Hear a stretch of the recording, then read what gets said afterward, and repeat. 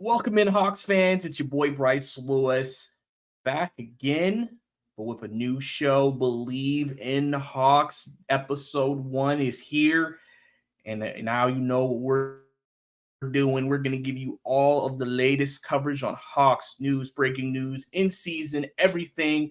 If you've been a past listener on my YouTube, you know I've done Hawks wrap-ups, and I've also done some Falcons coverage, but now because of the Bleav network, I now have my own podcast. Like I said, Bleav in Hawks.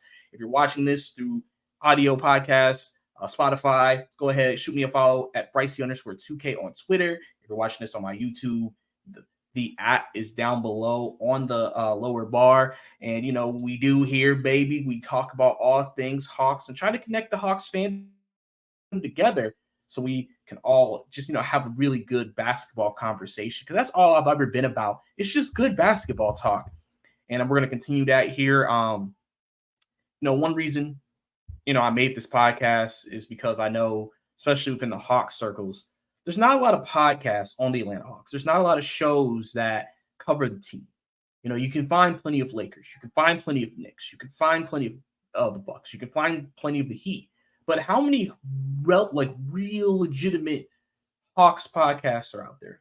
You have some podcasts that cover Atlanta teams, but that's just a mixture. I mean, the most prominent one I know of is the Locked On podcast with Brad Rowland, a good friend of mine.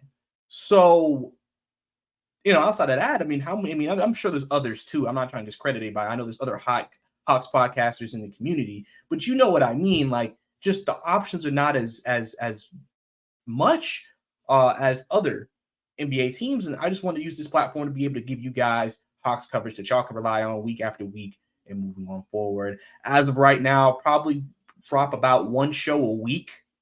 That's the plan until the regular season starts, and then we'll start pumping out more content and everything. But in terms of the show today for the first episode, right now, not a lot happening in the NBA, but there's plenty to talk about still. We're going to go into the rumors. Kobe Buffkin, potentially the reason why the Hawks couldn't pull off the Pascal Siakam trade. I'll give my thoughts on that. That has Hawks Twitter kind of divided a little bit on whether the Hawks should have made him include him and maybe didn't include him. And then also, we're just going to talk about today, what have Hawks players been up to this offseason?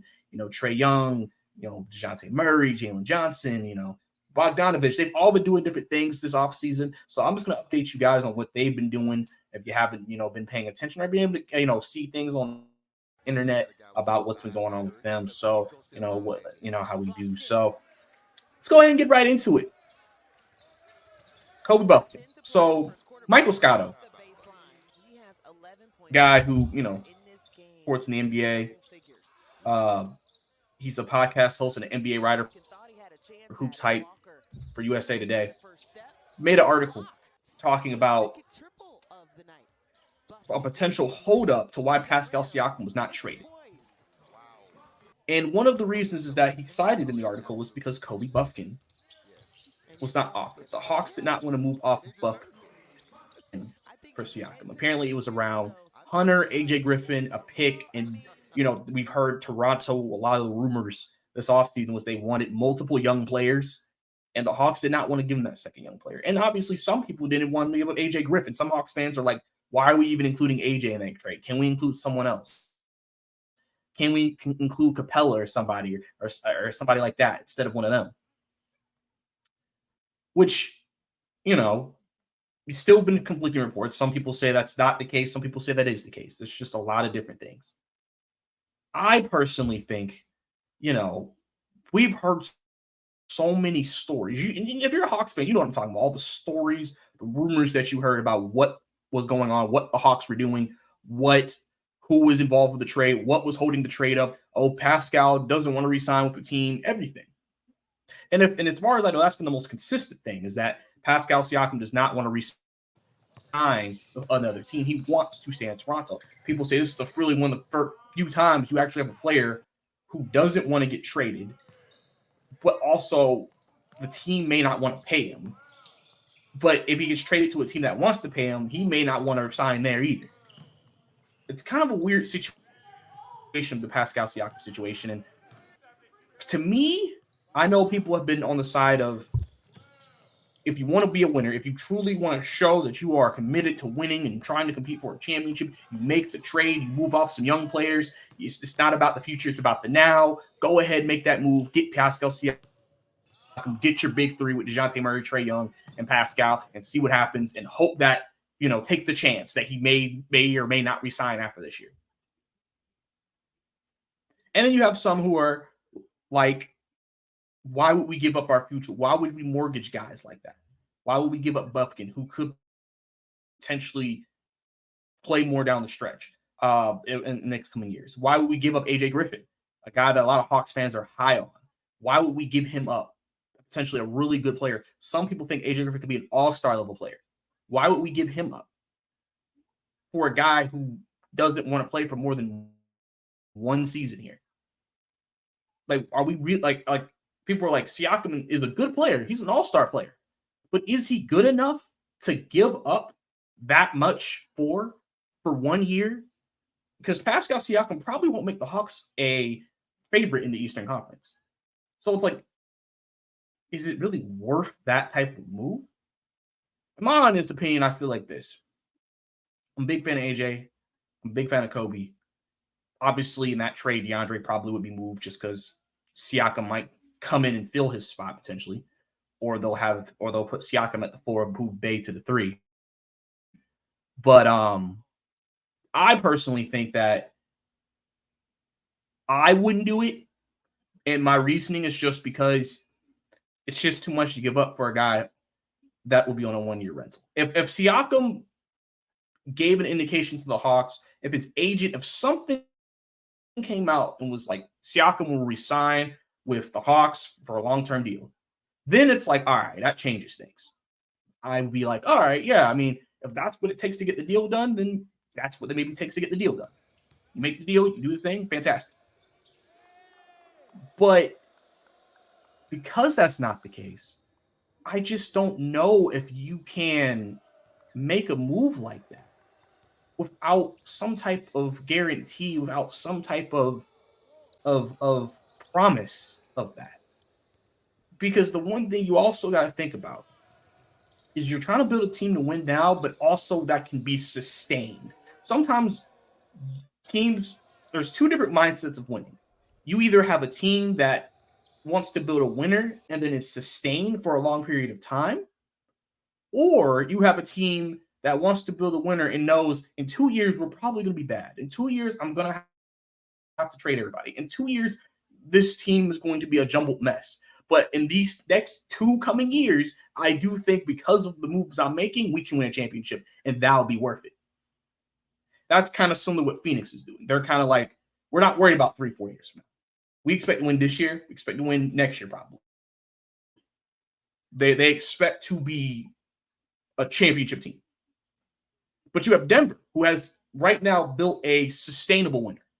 Joker, Jamal, going to be there for years to come. You continue to have really strong role players around them, guys who fit the system, fit Michael Malone's, vision. The Nuggets could be a competitive team, a contending team for years to come. The Hawks right now are kind of a team that's been at 500 the last couple of years. You want to take the next step, but at the same time, are you in a position where you can just kind of just give up a lot of your assets for one player? And is that player worth it? Or do you still try to develop? Because the thing about this team that the Hawks have is that they have a lot of young guys. AJ developing, Jalen Johnson developing, Yaka Kongu developing, Kobe Buffkin developing. Even Trae is still improving. DeAndre Hunter. Like these guys are not finished, polished players. And you brought in Quinn Snyder to develop these guys, to help them improve, to help them get better. You purposely, when you fired McMillan, you said, we want a coach who is committed to development, who's committed to growth. You brought in a coaching staff, which I feel like Quinn Snyder has a lot of teachers on the coaching staff. You brought all of them in for this team, this roster. Obviously, maybe there's probably more changes to come potentially, but You got a guy like Jalen Johnson who you expect to take the next step. That's why you bring in Quinn Snyder and you bring in the coaches you brought in. You know what I'm saying? So to say, yeah, we're just going to give it all for Pascal Siakam, it's interesting because let's say you trade Hunter, let's say you trade AJ, and let's say you trade Buffkin. Let's just say you trade him. So then your third point guard is Patty Mills, which is fine. Older guy, but it's fine. And then your next guard would probably be what? Wesley Matthews after AJ. After Bogey, it would be Wesley Matthews. So Bogey goes down, then your 2 guard is basically Wesley Matthews. Your depth's a little bit limited there. I mean, obviously, you never know that trade. They may throw in someone with Siakam, but that's what you have, right? So it's one of those things where it's like I just think it's tough to make a move like that without commitment. This is it's like when Toronto made that move for Kawhi Leonard, it made sense. Kawhi, he's a superstar. He is a guy who you think can elevate you to a championship. And Toronto was a number 1, number 2 seed prior to Kawhi getting there. So I could see that working. There was before he got there, they were competing, thought they could compete. They said, we need one more star player. They got it. I don't know if the Hawks are in that same position right now to make a move like that. I feel like if you're them, you want to maybe give up Hunter. I mean, Hunter, Clint, some picks.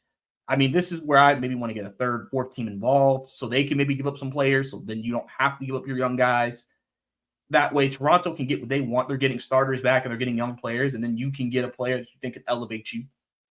And then the other teams can get who they want. And then everybody works out. But with the deal that was constructed, or potentially if that's the offer that was given, I would make the move, but I do understand why certain Hawks fans would say make the move. I understand it. Because they're like, I want to win. We need to win now. Let's not beat around the bush. Let's make the trade. Let's take the chance. You're not going to win this league if you don't take chances. Teams have taken chances before and have paid off. So why don't we decide to be the next team to take that chance and just hope for the best? So I completely get that side of the argument. I really, really do. So I completely get why that is a bit of a controversial article within the Hawks community, because some people are like, Kobe's not even going to play a lot this year. Why do we care if he gets traded? He's not even part of like this rotation this year, really. Like next year, as long as DeJounte Trey is going to be here, how many minutes is he really going to get the next few years? I can see people saying that. But I mean, listen, this coaching staff, I think this regime, they're committed to developing their players and waiting it out and seeing if guys grow. And that's where, and I think the problem is that maybe a lot of Hawks fans are tired of that because we had a lot of young players previously and they didn't grow. But I also may sit here and I'll probably go on a spiel about this in a future episode. Nate McMillan was not committed to developing. He said it, he wasn't. So that's why a lot of young players, while he was here and while they were here, did not maybe pan out to the success that we thought they would pan out to. That's what would make logical sense to me, but that's just me. So we'll have to see. It was just an interesting tidbit that news came out, and then it caused that type of conversation within the Hawks community. And that's why we're here. We have these discussions. We talk about these things. I know I want to hear you guys. What's your thoughts on it? Would you make the trade? Would you not make the trade? I think these are things that, GM's front offices have to make a decision on. Either side, you can see people being upset. So, you just got to make the best decision you think for them. And right now, the Hawks are standing pat with what they have. So we'll have to see. Obviously, trade deadline comes out, and we'll see when that happens how that ends up looking.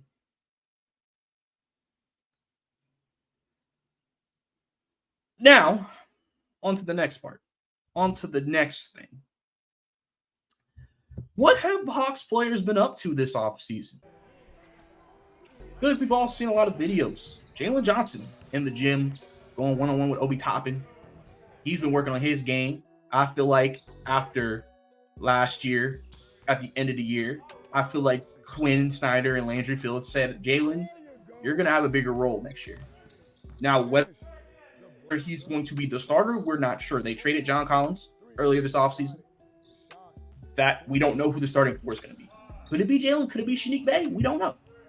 But he's clearly expected to do big things. Steve Koonin comes on 92.9 a game. He's been, I like to call him a very brutally honest CEO. He's always been honest about what the Hawks need, what the Hawks are looking for, what's going on with the Hawks. Always been a very transparent guy. Very transparent guy. And he said that they expect Jalen to become a special player. They may think we're upgrading from John Collins with Jalen Johnson, with what we think he can become. The biggest flaw in his game, I always would say, is just shooting clearly. It's not the best shooter in the world. He needs to improve that. But I think just him, his confidence, that's something I feel like under the Nate McMillan era was not instilled into him. And I think now with Quinn Snyder, he will instill confidence into Jalen Johnson. I think, we know he's a great passer, good rebounder, shot blocker. Guy can get to the rim. I've always said you're big and strong. Bully guys like LeBron bully guys. You have the ability to do it. I've seen him do it. He needs to have more confidence in dominating his matchup. He's been working with LeBron this offseason. And I know people hate me, people saying this, but I mean, Jalen kind of has a LeBron-esque skill set. Kind of can do everything a little bit. Not saying he's LeBron, because I don't want people thinking I'm saying that. But the skill sets are not that crazy apart. There's some similarities there. So there's big expectations for Jalen Johnson coming into this year. And we've seen, like I said, videos of him working out, got into the gym early this year where Emory is.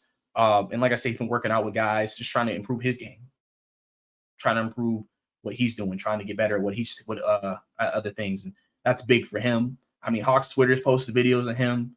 Guys have been seen on Twitter all offseason hyping up Jalen Johnson like they're expecting him to have a big year coming up in year 3.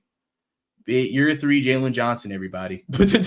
They're expecting this to be big for him and for him to take that next step as a guy who, if he has a big year this year, could solidify himself as a guy who will be here for years to come and be one of the faces of this team potentially in the future. Trae Young, he's been active, live runs. He's been, doing run game pickup games with Donovan Mitchell. Steph Curry, another example, another guy he's been working out with. He worked out with Chris Brickley, considered one of the best NBA trainers in the game. He's been working out with him. There was a video on Twitter of Trae Young hitting 21 straight threes, working on his shot. I mean, he's been working on his game. He made an Instagram, Twitter post coming back to Atlanta. Back in the gym, he asking, where DeJounte at? Where DeJounte at?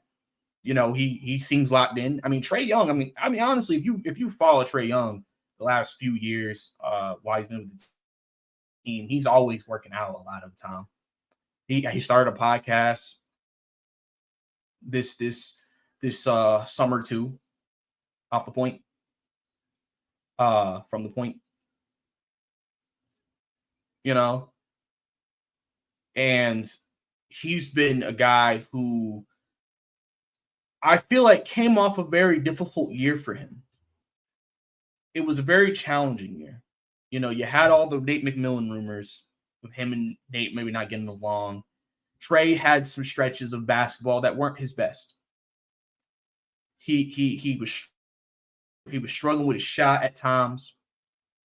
There was a lot of different things going on with him, and I think it affected his play. But when Quinn Snyder got there and then they connected, I feel like that was the first time I think Trae really connected to a coach.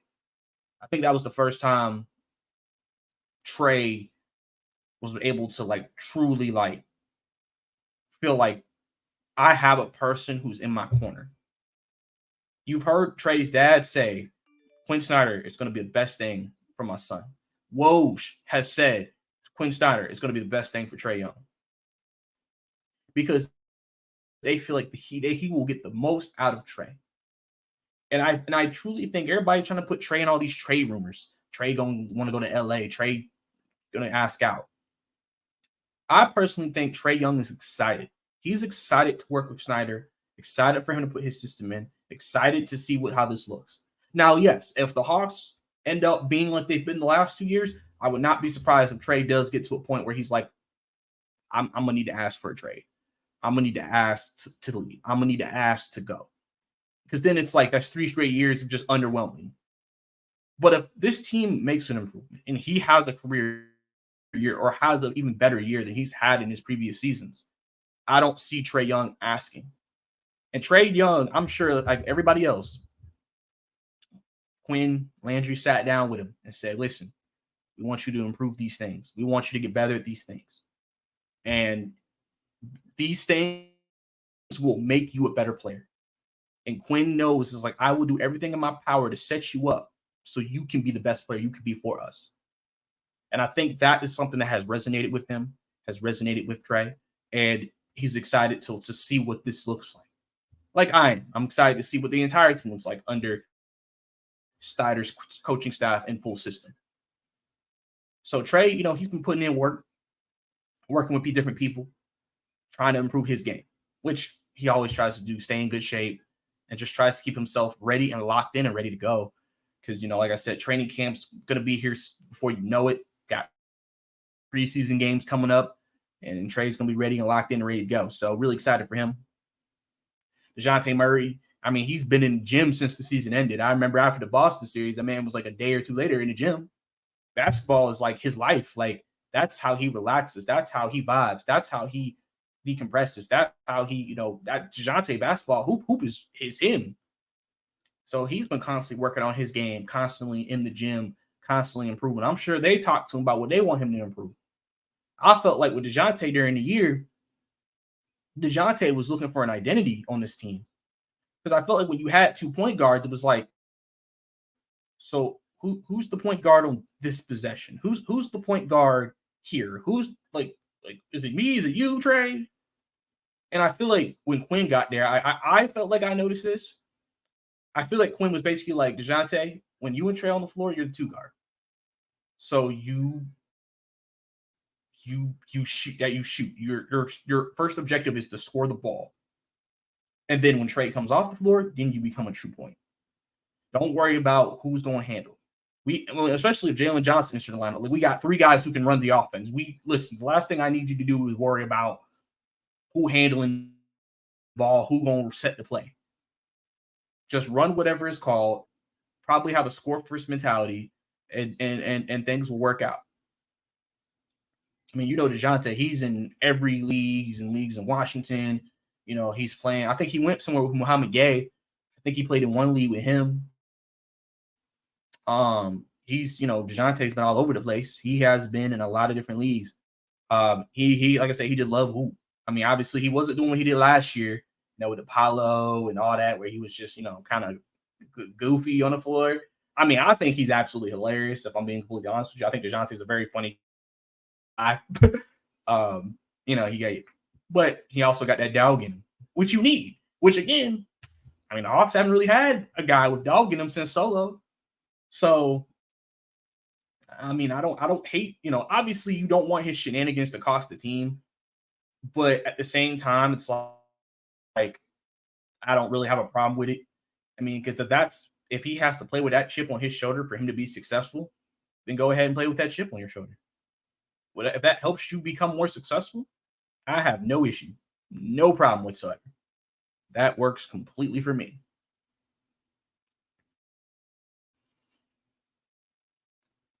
Kobe also, we talked about Kobe early. Kobe also been in the gym, did some warm-ups and pickup. He's been working on some stuff. Obviously, you're in the circuit now with NBA players here to play with him. DeAndre Hunter has been seen in a lot of workout videos, a lot of pull-up J's, working on that jump shot. He's someone I'm curious to see how he's probably the most least natural fit in terms of a Quinn Snyder fit, I would say. He doesn't scream his type of player, but it doesn't mean that he may not be able to become that type of player. He has been working on his shot a lot. Quinn Snyder loves getting up threes, loves getting up shots. I'm very interested to see what he looks like under a full Quinn Snyder system. I think DeAndre Hunter will be interesting. I think he's a guy who will probably be in trade talks a lot this year. I wouldn't be surprised as we get closer to the deadline if Siakam trade talks come back up. He'll obviously be at the centerpiece of that as well, like he was during the offseason. But overall, I'm curious to see, what he looks like. I know a lot of people have soured on DeAndre because of this past season and inconsistency and things like that. Listen, if he really is potentially someone they're thinking about moving for salary cap reasons or whatever, he has one opportunity here to show that he may be someone worth keeping, or if he balls out, could result in being a good trade piece. So, it'll be interesting with him. But he's been in the gym working on different things, doing all types of different stuff. Seeing him work hard out there. Gotta talk about Bogey Bogdanovic, man. He's in the FIFA World Championships. Just played actually in the final against Dennis Schroeder in Germany with his country. Siberia. And he, Bogdan has always been a guy who I was on the side of things, with him in Serbia and everything, who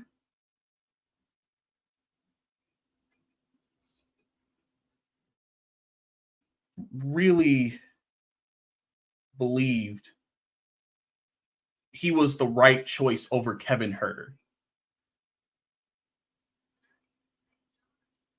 I truly believe that.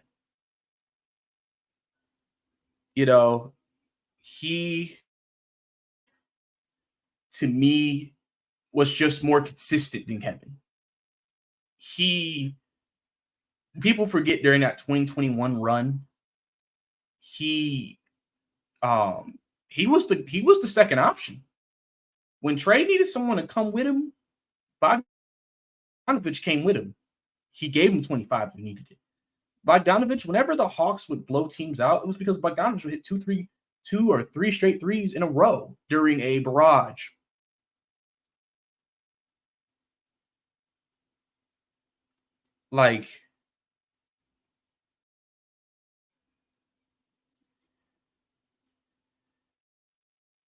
He truly was a guy who I just felt like when you needed him most, you could rely on him. Even in the Heat series, when the Hawks were struggling, when they got back into those games, it's because Bogey got high. And that was just something I just didn't think we could depend on with Kevin. It wasn't something that I felt like we knew with Kevin we would get. And so that's why I didn't really trust it. I couldn't really trust it because of that.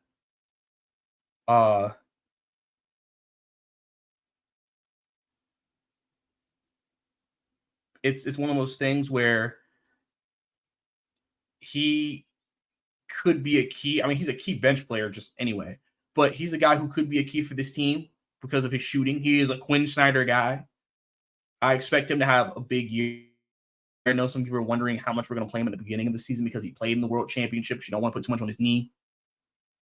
But overall, Bogey is going to be a big player for us this year, and I expect him to continue to be that. And I expect him to be that extra guy, that extra piece when they need it. He can provide it. And then also, in other words, guys like Onyeka Okongwu, he's been working on his shot. He's been working on the three-point shot. He's trying to become a three-point shooter. Ultimately, I think Quinn Snyder's vision is everybody on the floor can hit a three, so everybody on the floor is a threat.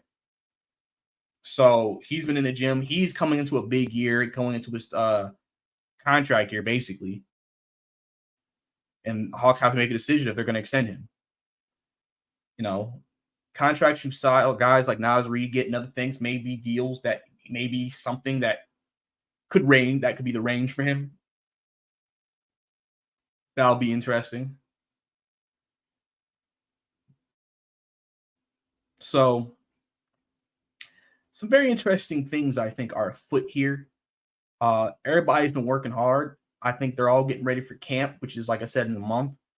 I think media day is in a month as well. I think it's just an exciting time, really, for Hawks basketball. And it's going to be interesting to see what happens, I think. It'll be very interesting to see what happens with this team. So I think I'm going to wrap the pod up here. Hope you guys enjoyed the first episode of the Bleav in Hawks pod.